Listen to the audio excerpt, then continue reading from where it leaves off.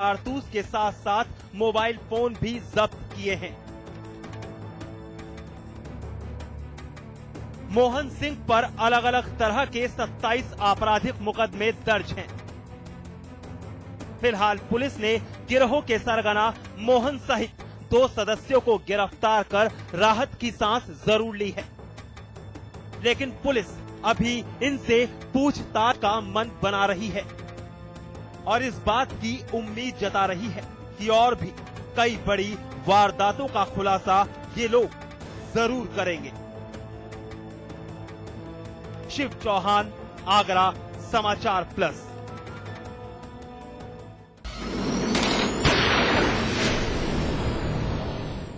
बहरहाल एनकाउंटर में वक्त है ब्रेक का। ब्रेक के बाद दिखाएंगे मोहब्बत, मौत और मातम।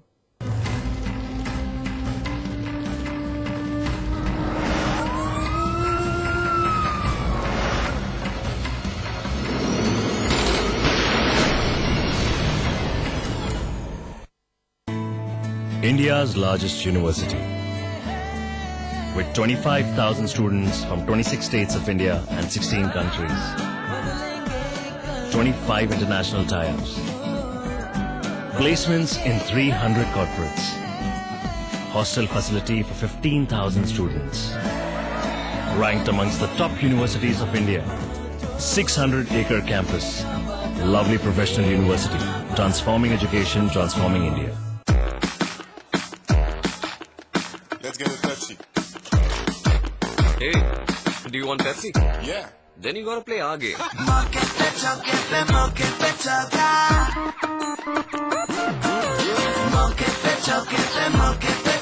ये से नहीं होगा। निशाना तो लगाएगा, फिर गोली चलाएगा, तुझे नहीं पता है कि गेम चेंज हो जाएगा। मौके पे चौका लड़ेगा, हंसेगा, तुझ पे भारी पड़ेगा, गेम चेंज भी करेगा। मौके पे चौका,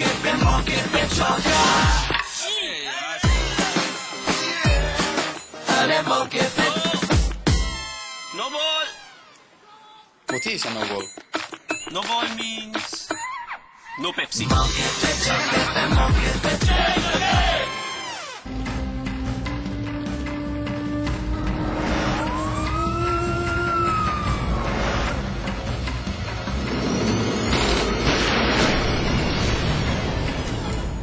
चढ़ती उम्र के साथ उन दोनों को भी एक दूसरे से मोहब्बत हो गई।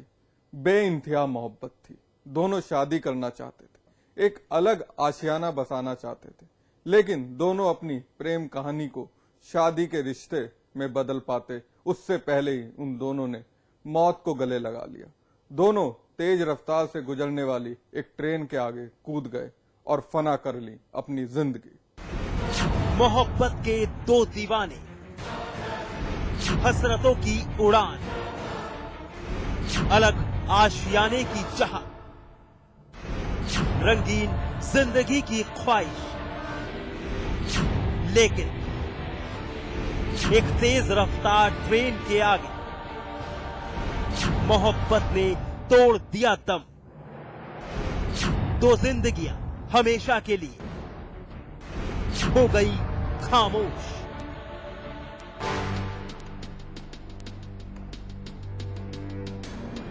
सफेद कपड़े से लिपटे पड़े दोनों शव एक प्रेमी जोड़े के हैं।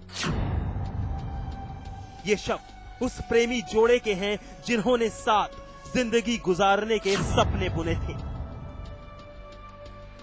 एक अलग आशियाने का ख्वाब देखा था, लेकिन दोनों ने साथ जिंदगी जीने के बजाय साथ मरने का खौफनाक कदम उठा लिया। अर्जुन और आराधना, यही नाम है दोनों के। प्यार की पगडंडी पर चलकर एक दूसरे का हाथ थामा था, लेकिन यहां उस वक्त खौफ फैल गया जब अर्जुन और आराधना ने साथ जीने के बजाय साथ मौत को गले लगा लिया। पुलिस की माने तो रात के वक्त अर्जुन और आराधना चुपचाप घर से भाग गए, लेकिन भागने के बाद गांव से गुजर रही पटरी से गुजरने वाली एक ट्रेन के आगे कूदकर खुदकुशी कर ली। थाना सरायमीर के अंतर्गत ग्राम संजरपुर के निवासी अर्जुन राम और लड़की आराधना, जिनकी की उम्र लगभग 17-18 साल की थी, दोनों कल रात्रि में किसी समय अंगोछे से बांधकर चलती ट्रेन के सामने कूद गए दोनों लोग, जिससे दोनों की मृत्यु हो गई। वाकया आजमगढ़ के थाना सराय मीर की संजयपुर बस्ती का है। पुलिस को इत्तला दी गई। पुलिस ने दोनों शवों को कब्जे में लिया और शिनाख्त की गई। शिनाख्त में पता चला कि शव अर्जुन और आराधना का है। घर वालों को खबर दी गई। पुलिसिया पूछताछ के दौरान पता चला कि दोनों पड़ोसी थे और एक दूसरे से बेइंतहा प्यार करते थे। दोनों शादी करना चाहते थे, लेकिन घर वाले इस रिश्ते के खिलाफ थे और इसलिए उन्होंने मौत को गले लगाना मुनासिब समझा और ये खौफनाक कदम उठा भी लिया। अभी तक की पुलिस जांच में ये तथ्य सामने आया है कि दोनों शादी करना चाहते थे, लेकिन लड़का और लड़की दोनों के परिवार ही इसका विरोध करते थे, क्योंकि ये एक ही गांव के रहने वाले हैं, यद्यपि दोनों सजातीय थे। यही अभी तक की जांच से सामने आया है। इससे पहले भी लड़का लड़की का प्रेम प्रसंग चल रहा था। इस संबंध में भी पहले भी जानकारी पुलिस को हुई थी और घर वालों को भी इस संबंध में जानकारी थी। फिलहाल पुलिस ने अर्जुन और आराधना का शव पोस्टमार्टम के लिए भेज दिया है। एक प्रेमी जोड़े के इस कदम ने हर और सनसनी फैला दी है। दोनों के घर वाले भी सख्ते में हैं। पुलिस मामले की तफ्तीश करना चाहती है।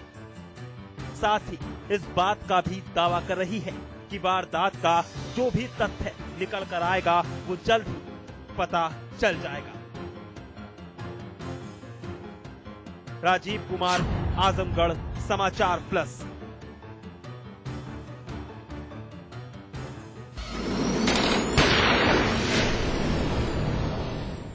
दिल्ली एनसीआर में चोरों के हौसले बुलंद हैं। बेफिक्र होकर वारदातों को अंजाम देना उनका शगल बन गया है। वो कभी अपने खौफनाक इरादों से भोली भाली जनता को वाकिफ करवाते हैं, तो कभी उनके निशाने पर आ जाते हैं जनता के रक्षक। जी हां, ग्रेटर नोएडा में इस बार शिकार बने सीआरपीएफ के डिप्टी कमांडेंट। ये बिखरा हुआ सामान गवाही दे रहा है उस वारदात की दस्तक देने की जो इस घर में बड़ी ही आसानी से अंजाम दी गई है, वो भी उस यूपी पुलिस की आंखों के सामने जो प्रदेश में लोगों को सुरक्षा देने का दावा करती है। पूरा वाकया बताने से पहले हम आपको इस घर से सिलसिलेवार तरीके से वाकिफ करवाते हैं। ग्रेटर नोएडा के डेल्टा 2 में बना ये मकान केंद्रीय रिजर्व पुलिस में डिप्टी कमांडेंट पद पर तैनात एक अधिकारी का है। इस कमरे के बिस्तर पर बिखरा हुआ बैच भी उन्हीं का ही है। जिस वारदात को अंजाम देने वालों ने अपने साथ ले जाने की जहमत नहीं उठाई, क्योंकि बैच उनके काम का नहीं था।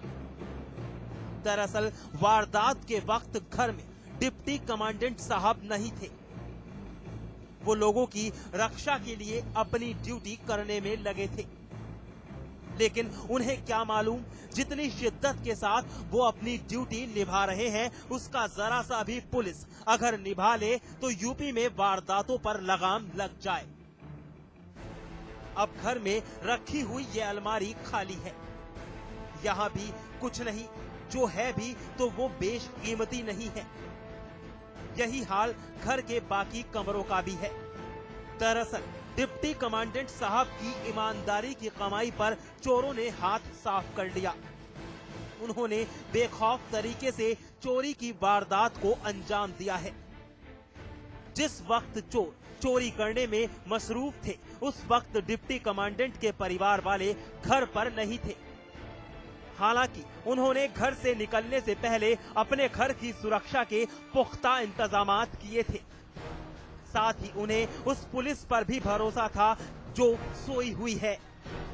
बावजूद इसके पुलिस से बेखौफ चोर अपने नापाक मंसूबों को अंजाम देने में कामयाब रहे। चोरों ने 2.5 लाख रुपए के जेवरात और 50,000 रुपए की नकदी सहित एलसीडी पर हाथ साफ कर फरार हो गए, वो भी उन्हीं की कार से जो उन्होंने अपनी मेहनत की कमाई से खरीदी थी। बहरहाल पुलिस को इस बात की सूचना दी गई, वो मौके पर पहुंची भी, वो तफ्तीश में जुट भी गई। पुलिस डॉग स्क्वाड की मदद से परत दर परत चोरों का सुराग ढूंढने में लगी है। वो हर उस चीज पर निगाह डाल रही है जो उसे चोरों के गिरेबान तक पहुंचाने में मदद करे। लेकिन कहने वाले तो कहेंगे ही, पुलिस जितनी मुस्तैदी अब दिखा रही है उतनी अगर पहले ही दिखाती तो चोर केंद्रीय रिजर्व पुलिस में डिप्टी कमांडेंट पद पर तैनात अधिकारी की मेहनत की कमाई पर हाथ साफ कर रफू चक्कर हो नहीं पाते। रविंद्र जयंत, ग्रेटर नोएडा, समाचार प्लस।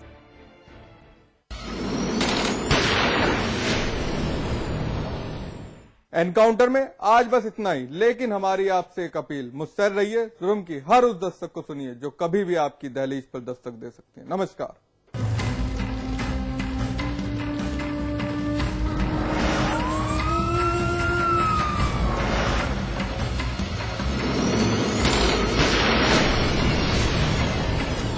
एक परफेक्ट इंजीनियर बनने से पहले, स्टॉक मार्केट में अपनी जगह बनाने से पहले, सॉफ्टवेयर प्रोफेशनल बनने से पहले, एक मल्टीनेशनल ग्रुप का सीईओ बनने से पहले, मार्केट के उतार चढ़ाव को समझा, मैनेजमेंट के कॉन्सेप्ट्स को समझा, एक परफेक्ट स्टूडेंट बना। मैंने डिग्री हासिल की। आई स्टडीड एट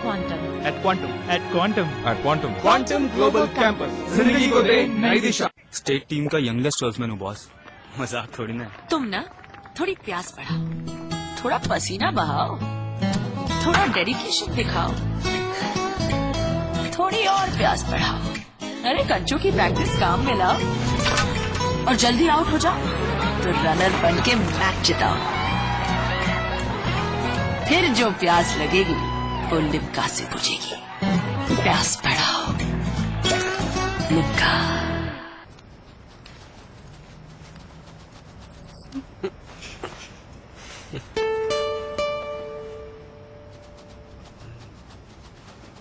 खाने में क्या है? करेला।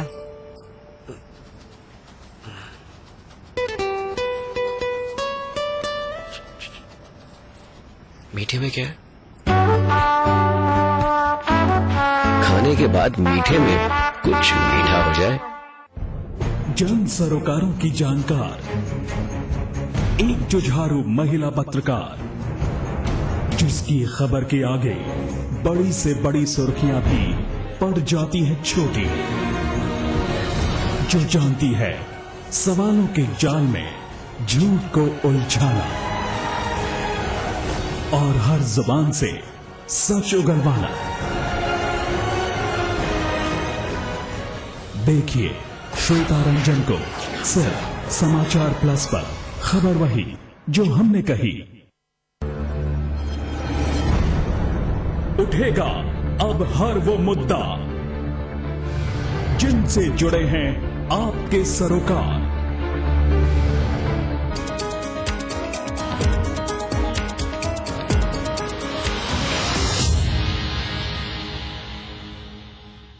बाबा रामदेव के सहयोगी आचार्य बाल किशन की मुश्किलें बढ़ती जा रही हैं। आचार्य बाल किशन की गिरफ्तारी कभी भी हो सकती है। पासपोर्ट रखने के आरोप के बाद अब बाल किशन मनी लॉन्ड्रिंग का आरोप लगा है। इस मामले में प्रवर्तन निदेशालय ने बाल किशन की company Jharkhand food product limited को नोटिस भेजा है। बाल किशन के खिलाफ इस मामले में ईडी ने सीबीआई की प्राथमिकता पर मामला दर्ज किया है। बाल किशन पर पासपोर्ट का कानून उल्लंघन, विदेश में पैसा रखने का आरोप लगाया गया है। इस मामले में बाल किशन के खिलाफ धन संशोधन निवारण कानून यानी PMLA की धारा 4 के तहत मामला दर्ज किया गया है। अपने खिलाफ इस आरोप पर बालकिशन ने कहा है कि वे सरकार के आंदोलन कर रहे हैं। ऐसे में ये नोटिस सरकार को बौखलाहट का नतीजा है। बालकिशन ने कहा है कि अभी मुझे नोटिस नहीं मिला, जब मुझे नोटिस मिलेगा तब